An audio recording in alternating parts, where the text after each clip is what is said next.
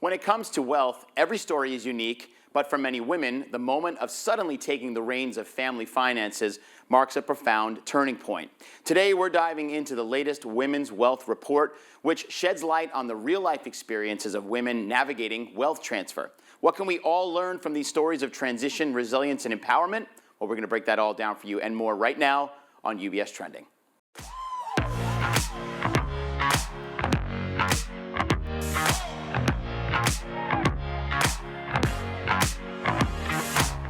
Hi, everyone, and welcome to UBS Trending. I'm Anthony Pastore. Thank you so much for joining us today. In the studio with me to talk about this incredible research that's been done on women and the wealth transfer are Carrie Shuffman, the head of Women's Wealth here at UBS, and Carrie Larson, senior wealth strategist, also here at UBS. Great to have you both in the studio with me. Thanks for having us. Good to see you. Carrie, you're certainly no stranger to this desk with me, and we've done this kind of conversation for many years, and obviously every year when you're doing more research and looking at more information on women's health and wealth, you kind of take a slightly different topic and really look at that and do surveys. And this one was about women inheriting wealth. Just give us the high level, why was this the time to talk about this topic when it comes to women and their finances? Sure, absolutely. And thanks again, Anthony, for having us on the show to talk about the new Own Your Worth report. So each year, and for the last 8 years, we've published an Own Your Worth report annually where we actually really try to better understand women investors' sentiments around money. That's what helps us with our broader firm commitment to serving women and helping them navigate their financial lives wherever they may be on their financial journey. And so we try to identify timely topics, relevant information that we know is impacting our female clients and their families, and that's really how we then choose to pick a topic for the research. And really, I would say what the catalyst was for our last couple of years of research is this profound shift that's happening when we look at women's increasing financial power, and particularly the tremendous amount of wealth that women control and are on track to control. So last year, we looked at high earning women and women primary earners creating, earning, generating wealth. And this year, given the great wealth transfer that's underway, there's so many news headlines around this. We see it demographically playing out.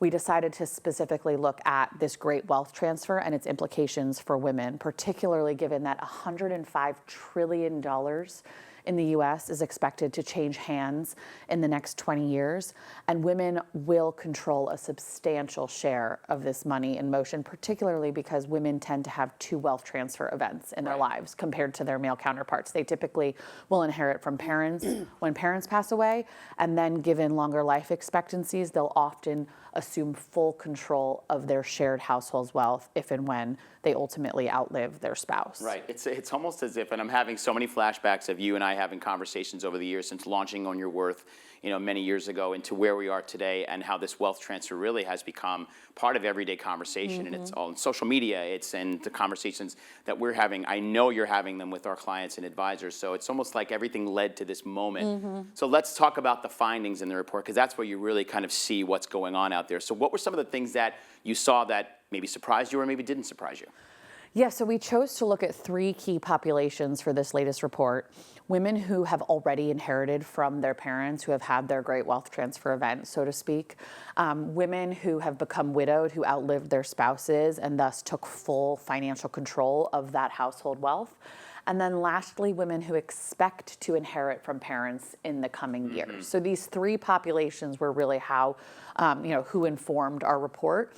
And what we found, perhaps surprisingly, perhaps not surprisingly, given all the prior years of research, is that women who have experienced a wealth transfer event, whether via inheriting from parents or becoming widowed, said that the process was not easy, that frankly it was actually extremely difficult in most cases. So over 80% of women who had had a wealth transfer event, either via parents or via being widowed, said that they faced major challenges ranging from a lack of prior communication and conversation around the potential wealth transfer, the values, the legacy, lack of information, actually even knowing, not just how much the wealth transfer might entail, but where the assets were, who the trusted advisors were. And all of these challenges ultimately led to, unfortunately, some negative, both financial and emotional outcomes for women and their families, ranging from, feelings of guilt around the wealth transfer to conflict with other heirs. And then on the financial side, unexpected tax burdens, delays in completing the wealth transfer, things like that. So can I just jump for 1 second, Yeah. Carrie? Because I want to pat you and the team on the back. I think this is exactly what you've been saying since launching On Your Worth so many years ago. Is as a woman, traditionally in the scenarios you're bringing up, this has been the problem all along, that they have no idea what's going on in the finances. They may control the checkbook and do the food shopping, and we've discovered that that is pretty common. But to sit in the room with the husband or spouse and the financial advisor, who's typically a male in a lot of cases, they're not part of the conversation, or they're not even being included. And this is what happens when they just don't, and the 80% of the women that you surveyed who said it was a nightmare, this is why. I mean, I'm just saying to you, this is why this is so important, what you do and how you keep reminding women every day. You have to understand what's going on, whether it's yours, your husband's as he's alive today, or your parents as they're alive today. Do this now. Absolutely. And again, kind of speaking to what you just mentioned, our prior research has shown that slightly more than 1 out of every 2 women in heterosexual couples tell us they defer those long-term financial planning decisions to their spouse or partner. And we see that then play out if and when a potential life event occurs. But what's also really interesting, and I think it goes back to the taboo around talking about money and how difficult it can be to have these hard and sometimes frankly morbid conversations, is that in our research, again, slightly more than half of women in couples have told us they defer, but that means that slightly less than half of women don't defer and do have an active seat at the financial table within their own familial household discussions. But that doesn't always translate to having the discussions with aging loved ones, with parents, about what the wealth transfer will entail intergenerationally, which I think is why we've seen so many problems in that area as well, among kind of the intergenerational parental inheritance, that even if you have an active seat at the table in your own life, whether you're married or single or whatever your situation may be, your parents may not be comfortable having those discussions. You may not be comfortable broaching those discussions, and then they never happen. And then eventually, none of us live forever. That's right. Parents might pass away. There's a significant transfer event, and you're left wondering, what do I do? Where do I go to? Who do I call? What is this tax burden? I didn't know that, my parents were going to leave the house to my sister and not me, or my brother feels left out of this or that. And all of a sudden it creates this really tense situation that potentially could have been avoided with better planning and more open discussions. And you bring up such an interesting point about the parental side of it. I grew up in a home where my father, even until today, he's alive and well and retired, I still don't know how much money he made. Yeah. He won't tell me, he won't talk about it. I have no idea how he paid bills or didn't. I don't know what he did. But as he got older, he now sends, like every 2 or 3 years, every time he updates something, an envelope to me and my 2 siblings. Don't open it. It's there in case something happens to me and your mother. So there's something there. He won't talk about it. So it's definitely, it's challenging. And I can understand where a lot of women in that situation would feel challenged as well to try to get information out of their parents. They sort of look at you as, hey, you're my kid. You shouldn't be talking about this with me. Yet I need to have that conversation. So thanks for that. Any other findings in there that you were sort of shedding to light? I mean, there's so much in there. It's hard to really pick out, because the report is incredible, and there's a lot of great information that you have really gathered in a short amount of time. Yeah, the one other thing I would say is, so that last sort of cohort of women that we surveyed, so women who expect to inherit from parents in the future, the question was, will they be better off? Are they better prepared? And unfortunately, the research showed that as of right now, many women are not prepared. In fact, 3/4 of women that we surveyed who expect to inherit from parents in the future said that they're not prepared to receive the assets without those same challenges, again, because of that lack of communication, that lack of information. So unfortunately, without taking action, which is what I know Carrie and her team help clients and families do every day, many women may be on track to face similar headwinds. Right. But again, there's ways to prevent that and ways to really plan for the future to hopefully make the wealth transfer process smoother moving forward, not just for women, but for all investors, for all families. Absolutely. I mean, and just really quickly, Carrie, is that consistent? Are the findings that were in this report, were they consistent with some of the things that you've seen in the past? Did anything kind of surprise you in there, or was it just what you expected to see? Yeah, I think it was pretty consistent with what we found in all of our prior research around this sort of difficulty talking about tough conversations, particularly around money. And certainly I think it was also consistent with what I see traveling the country, meeting with clients, meeting with women and their families all over the US, whether it's at the events that we do in one-on-one conversations, sort of like the story you just shared with your dad. There's this hesitance to share and sort of, open up the curtain around the family finances. But I think what's really important, and what teams like Carrie's team and our family advisory and philanthropy team do every day, is make it so that, it's not a question of like opening up the whole family balance sheet and saying, this is exactly what we have and this is our net worth and this or that. It's actually, these are our values. This is what the wealth that we've built as a family means to us. These are the values that we hope you continue on as part of our legacy. These are the people that we consider our most trusted advisors, your financial advisor, your attorney, your CPA. These are the people who can help you, if and when the unexpected happens. These are the key things that you should know now, and maybe there's an envelope saved for later that we don't want you to open. Yeah. But again, that alone, I think, can make such a profound difference. And so it is, I think, consistent with both the prior research and then anecdotally what we see and hear every day. Right, yeah. And I sort of do give my parents credit for coming up. I don't know if they got it from a friend or an idea from their advisor, but send the kids an envelope, just tell them not to open it and when they need to. But I was like, I open it, of course. I want to make sure I know what I'm getting into, right? So Carrie Larson, thank you, by the way, for being here. And as Carrie Schuffman just mentioned, you are one of our senior wealth strategists. You work directly with our advisors. You work directly with their clients. Right. So what are some of the things in the regards to this conversation and the women who are having these struggles, what are some of the considerations that you would say to them when it comes to wealth planning at this point, especially we hope that they have the opportunity to still talk to their parents in this case, as we were just talking about with Carrie?